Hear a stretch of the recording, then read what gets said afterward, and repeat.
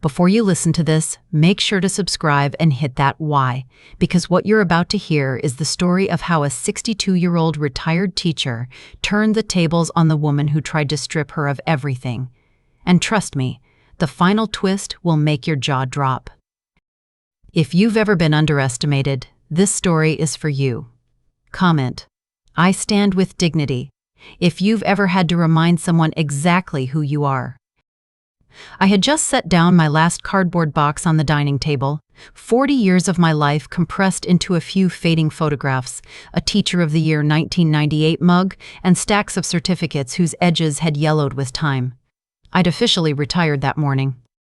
No more early alarms, no more scraped knees to bandage, no more morning greetings from first graders with messy hair and mismatched socks. I was finally free, or so I thought. The front door opened without a knock. No hello, no courtesy. Just the creak of old hinges and the confident click of heels on tile. Natalie walked in like she owned the deed. Her hair was pulled into a severe bun that stretched her face tight.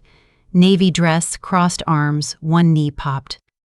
Her eyes scanned my house like an appraiser. "Diana," she said. "Not Mrs. Hale, not Mom, just Diana. I've made an important decision.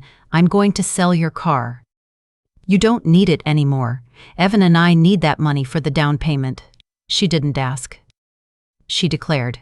I smiled, not the warm kind, the quiet kind.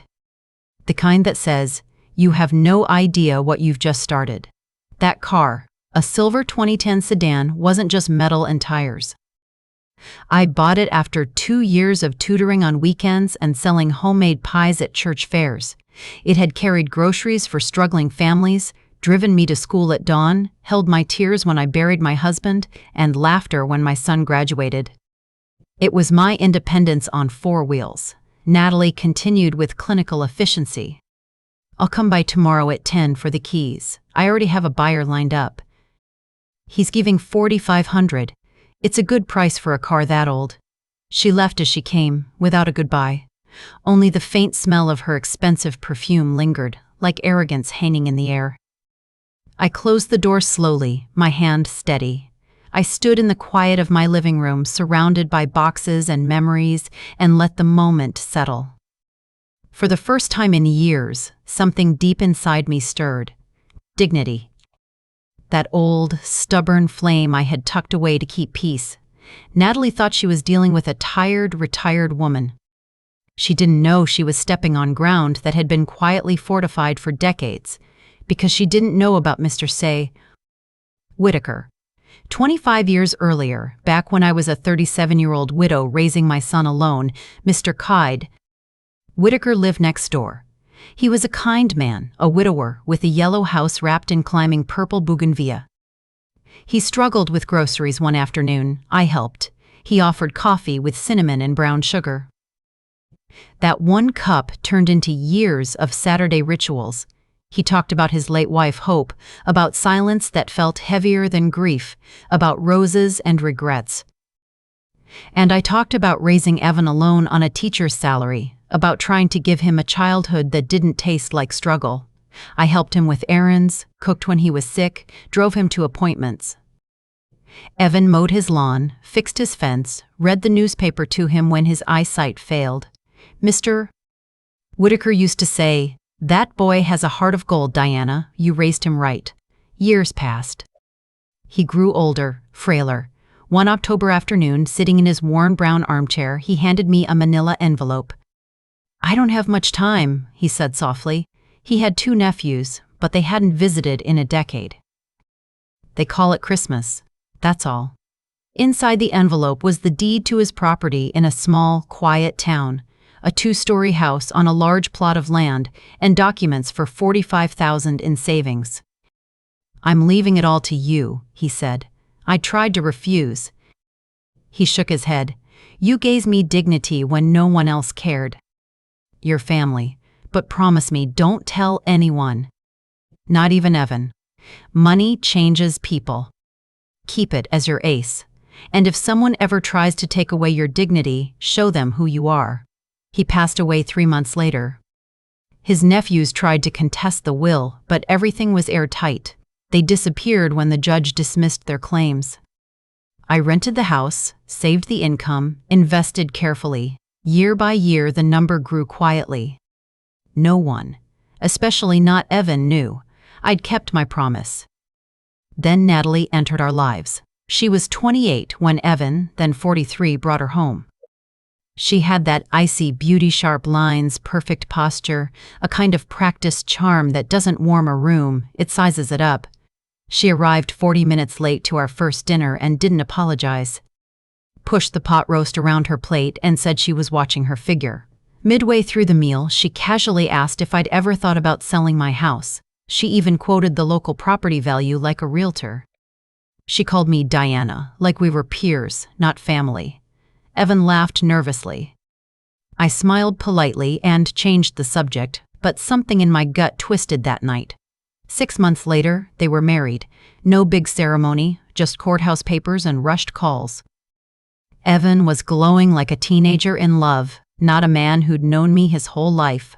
I wanted to trust his judgment, but deep down, I knew she was a storm wrapped in silk. The loans started trickling 6 months into their marriage. $500 for unexpected medical bills, $1,200 for car repairs, $2,000 for a business opportunity. Every time, Evan promised they'd pay me back. They never did. In 2 years, I'd handed over $7,300 of my modest pension savings. I didn't resent helping my son, but I watched as Natalie always seemed to benefit, not him. Then the invasions began. She had keys. Evan always had a copy. She'd drop by when I wasn't home.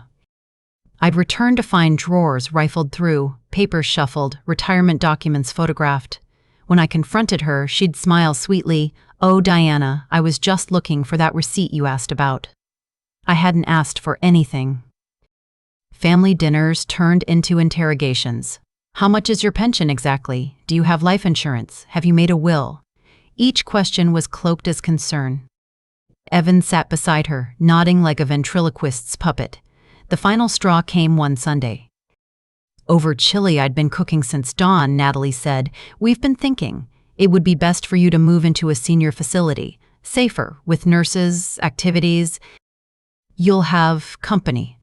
My blood turned to ice. "A facility?" I asked slowly. "Yes. You can't live alone forever." Evan agrees. I looked at my son. He avoided my eyes. "It's not a bad idea, Mom. You'd have more company." Company? I'd spent my life surrounded by students, neighbors, and friends. I wasn't some lonely, senile relic. I was 62, healthy, sharp, and fiercely independent. "I'm not going anywhere," I said, my voice like steel. She pressed her lips. He stayed silent. But I knew. They'd begun their quiet campaign to remove me from my own life. From that day forward, I stopped hoping they'd change. I started preparing. Because Natalie had no idea that the woman she was trying to control was holding nearly $500,000 in property and savings, and a lifetime of patience ready to turn into strategy. It was a Sunday, 1 week before the car incident. Evan had called me that morning with that forced cheerfulness he always used when Natalie was within earshot. "Mom, Natalie's planning a special lunch to celebrate your retirement. This Sunday, 2 p.m. Don't be late." For a moment, I let myself believe. Maybe they wanted to celebrate me. Maybe my son remembered who I was before she rewrote the script. So, foolishly, I baked a carrot cake. Evan's childhood favorite, and wore my sky blue dress, the one he'd given me years ago. I even applied soft pink lipstick, fixed my silver hair neatly, and flicked on earrings I hadn't worn in months. I wanted to show up as the woman I'd always been, strong, dignified, present. When I knocked on their apartment door, Evan opened it and gave me a quick, mechanical hug. The apartment smelled of store-bought rotisserie chicken, not home-cooked love. Natalie sat on the couch in sweatpants, laptop open, looking like she'd rather be anywhere else. She didn't even stand up. "Hi, Diana," she said flatly. "Leave the cake in the kitchen."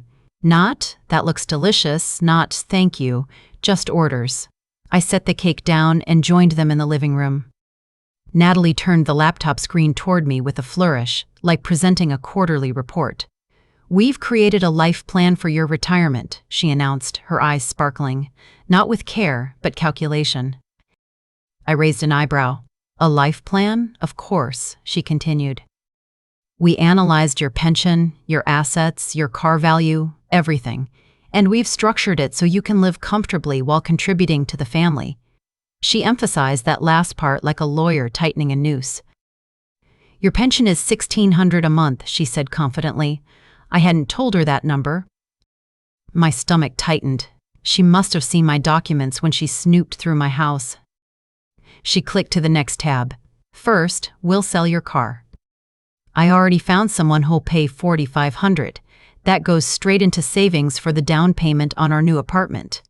"We?" I interrupted. She blinked. "Yes, obviously. We'll help you with the sale since you don't understand these things." I said nothing, just watched her like a hawk watches a mouse. "Second," she continued, "you'll contribute 60% of your pension every month to help us save for the apartment." That's $960. You'll keep $640 for yourself, more than enough for rent in a smaller place and your basic expenses if you live modestly. Modestly. As if I hadn't already lived modestly my entire adult life while raising her husband single-handedly. "Third," she said, handing me a printed document, "you'll sign a power of attorney so Evan can handle your legal and financial matters if something happens to you. It's just practical. At your age, anything can happen." I stared at that sheet. Full legal control. Over my accounts, my house, my future. "And when do you need my answer?" I asked calmly. "Tuesday," she said sweetly. "I already booked the lawyer." I stood up slowly. "I need to think about it." "Diana, don't be childish," she snapped, the mask slipping for just a second. "This is for your own good." I picked up my purse. "Enjoy the cake," I said, walking to the door. "Mom, sit down," Evan finally spoke up, his voice unsure. "I'm not hungry," I replied. I opened the door without looking back. "Diana," Natalie shouted, "you're being ridiculous." "We're trying to help you." I closed the door behind me. My hands trembled as I walked down the stairs, but it wasn't weakness, it was rage contained in glass. I sat in my car, closed the door, and the tears came. Deep, gut-wrenching sobs. Not because of money. Because my son, the boy I raised alone through every storm, had become a stranger. A man who sat silently while his wife spoke to me like I was an inconvenience. For one fragile second, I almost gave in. I almost picked up the phone to say, "Fine, take it. Just don't shut me out." But then my eyes fell on the small photo of Mr. Whitaker. I kept tucked into my car visor. His warm, knowing smile stared back at me. "Always keep an ace up your sleeve," he had told me. That night, I didn't sleep. I wandered my quiet house at 3 a.m., barefoot, staring at the photos on the wall. Evan in his school uniform at 5, Evan at his graduation, Evan hugging me with tears in his eyes as he whispered, "Everything I am is because of you." Where was that boy now? My gaze drifted to the closet. I pulled out a small metal lockbox from the back shelf. Inside were the deeds to the Whitaker property, the investment records, the savings statements. Nearly $500,000 worth of proof that I was not the vulnerable woman they thought I was. I smiled, not kindly. Strategically. At 7 a.m. sharp, I dialed a number I hadn't called in years. "Mr. Bermudez? It's Diana Hale. I need to update my will. Can you see me today?" "Of course, Mrs. Tace." "Hale, 11 o'clock. "Perfect," I said. And for the first time in weeks, I felt power humming through my veins. I spent that day moving in silence. While Natalie and Evan planned to strip me of autonomy, I was putting everything in legal order. I updated my will. I rerouted rental income to a new account. I prepared to make a move they'd never see coming. And then I made one phone call that changed everything. To Lucy Carter, a woman I'd taught decades ago. She'd been a bright girl from a poor neighborhood, grew into a hardworking single mom with a son who had cerebral palsy. She worked 5 houses a day to pay for his therapy, taking 3 buses each way because she had no car. She never forgot me. Every Teacher's Day she sent flowers, even when she couldn't afford her own medicine. When she answered the phone, tired but warm as always, I said, "Lucy, come to my house at 9, I have something for you." She hesitated. She had work. I said, "I'll pay your full day's wages. Just come." At 9 a.m., she arrived in worn jeans and old sneakers. Her hands were rough from endless scrubbing, but her eyes still shone. I gave her coffee and sweet rolls. She smiled like a child again. "Lucy," I said, holding her hands, "do you remember what you wrote in your graduation card?" She laughed nervously. "That was so long ago, Mrs. Hale. I remember. You wrote, 'Being poor doesn't make you less. One day I'll help others like you helped me.'" She looked down, tears welling. "I never became a doctor. Life, you became something better," I interrupted gently. "A fighter." Then I told her, "I'm giving you my car." She froze. "What?" "My silver sedan. It's yours, right now." She shook her head, crying. "I can't accept that. You need it." "No," I said firmly. "You need it. You spend 4 hours a day on buses with your son. With that car, it's 40 minutes. You'll work more, earn more, live better." 2 hours later at the DMV, the car was legally in her name. She held the keys with trembling hands, whispering, "I'll take care of it like gold." "Just promise me," I said. "When life gets better, pay it forward." "I promise, Mrs. Hale," she sobbed. By noon, the driveway was empty. My sedan was gone. But this time, it wasn't taken. I gave it. And Natalie was about to find out just how wrong she'd been, at exactly 2 p.m. That Tuesday, the doorbell rang. I didn't need to look. I knew who it was. Natalie stood there in pressed black slacks and a white blouse, makeup flawless, hair down like she was walking into a business deal. Beside her was a stocky man in his 50s wearing a t-shirt that said, "I buy cars," in faded red letters. "Hello, Diana," she said with a fake smile. "This is Jack. He's giving us $4,500 for the car. Cash. Cash." Which I had no doubt she planned to pocket before Evan ever saw a dime. "Come with me," I said calmly, stepping out toward the driveway. She followed, confused by how serene I seemed. We turned the corner to the side of the house where my sedan had always been parked. The space was empty. 3 seconds of silence. Then came the explosion. "Where is the car?" she shrieked. Her face cycled through disbelief, panic, fury, hatred. "I gave it away," I said evenly. "What?" "I gave it to someone who truly deserved it." Jack cleared his throat. Lady, if there's no car, I'm leaving." "Wait." Natalie grabbed his arm. "She's going to get it back, right, Diana?" "No," I said simply. "I'm going to sue you," she spat. "That car was family property." "It was my property," I replied, locking eyes with her. "And I can do whatever I please with what's mine." She pulled out her phone and started dialing furiously. "Evan, your mother gave the car away." "She's lost her mind. Come here right now." She hung up and glared at me with pure venom. "This isn't over, you useless old woman." I turned, walked inside, and closed the door. Her shouting echoed through the wood, but for once, it didn't shake me. I poured a glass of water and sat calmly in my living room. 20 minutes later, Evan's car screeched to a stop outside. I heard his rushed footsteps and the slam of the screen door. "Mom, what did you do?" His voice was half anger, half disbelief. "I gave my car away," I said softly. "To who?" "To Lucy Carter, remember? My former student. Her son has cerebral palsy. She takes 3 buses to therapy every day. Not anymore." "That car was worth money," Natalie barked. "It was mine," I said, not looking at her. Evan tried to calm things down, but Natalie shoved past him into the house, spitting insults. "Ungrateful old woman. Evan supported you your whole life, and this is how you repay him." I laughed, a dry, humorless sound. Evan supported me? Let me refresh your memory. I looked my son dead in the eye. When you were 7, I sold my jewelry to buy your school supplies. I worked double shifts. I pawned the TV to pay for your college entrance exams. I gave you everything. And in the last 2 years, you borrowed $7,300. How much have you paid back? His silence was my answer. Exactly. Natalie tried to interrupt, but I snapped. This is between my son and me. Stay out of it. Her face twisted. I'm his wife. And a leech, I replied coldly. That broke something in her. She lunged at me, but Evan grabbed her just in time. She kicked and screamed. This old hag needs to be put in a home.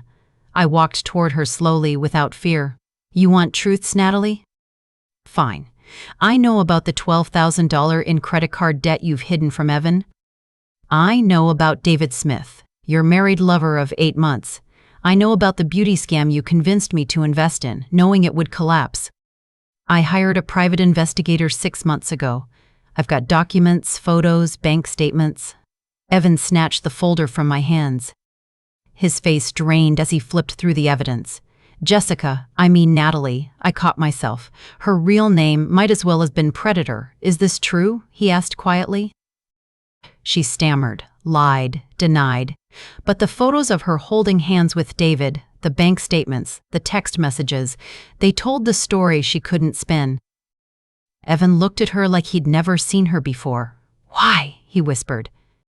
She didn't answer. I did. Because she thought you were a fool with a rich mother. Natalie screamed, lunged again, shoved me onto the couch. If you'd just signed the papers, none of this would have happened. Get out, Evan roared, grabbing her arms and dragging her to the door. She kicked, cried, begged, threatened. He slammed the door in her face. Her shrieks faded as her car tires screeched down the street. Evan slid down against the door, head in his hands, and cried, the way he hadn't cried since he was a little boy. I'm so sorry, Mom, he sobbed. What have I done? I sat beside him on the floor and put a hand on his back. You woke up, I said softly. I stood, went to the table, and brought out the manila envelope I'd been saving for decades. Sit, I told him. He obeyed like a child. I laid out the deeds, the bank statements, the rental income records.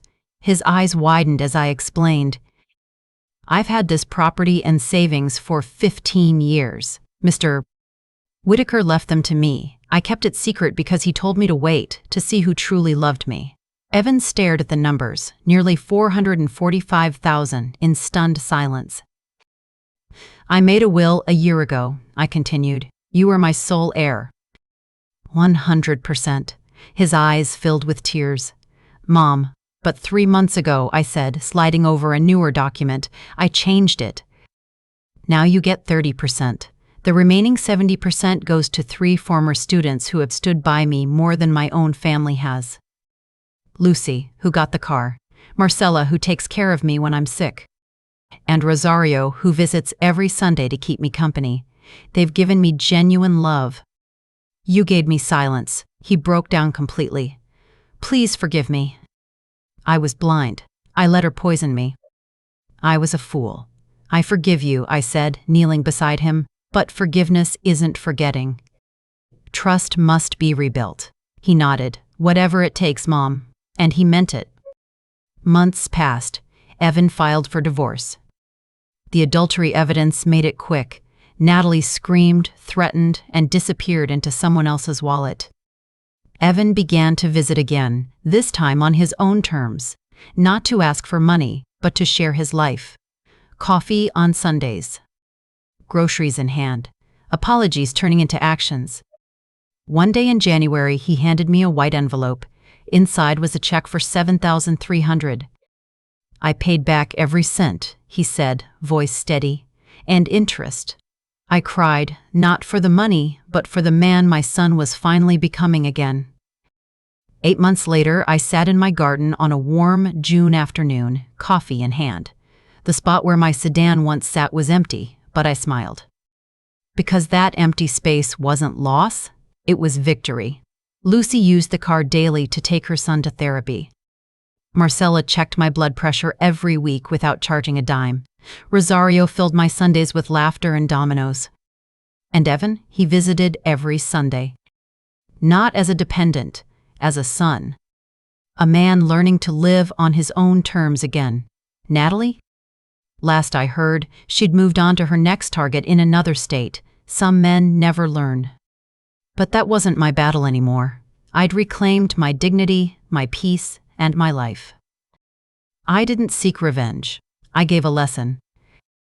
A lesson about respect, boundaries, and the quiet power of keeping your aces hidden until the perfect moment.